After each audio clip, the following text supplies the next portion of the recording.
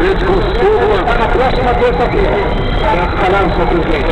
Senhor presidente, só informar a Vossa Excelência que de repente não teremos tempo hábil para vai dar vereador, dá tempo sim. Porque são em 10 dias, de repente, em sessão ordinária, daí esse projeto sendo retirado de pauta, nós não teremos tempo para votar e vai ficar sanando no processo.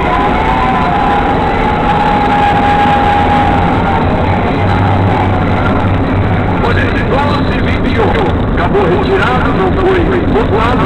O segundo projeto que pedia 16 vereadores e tinha 7 assinaturas. Já viu o aprovar. Eu comentei ontem e afirmo agora. Se coloca em votação, seria reprovado. Cairia o projeto, tá? Como caiu o primeiro de 11.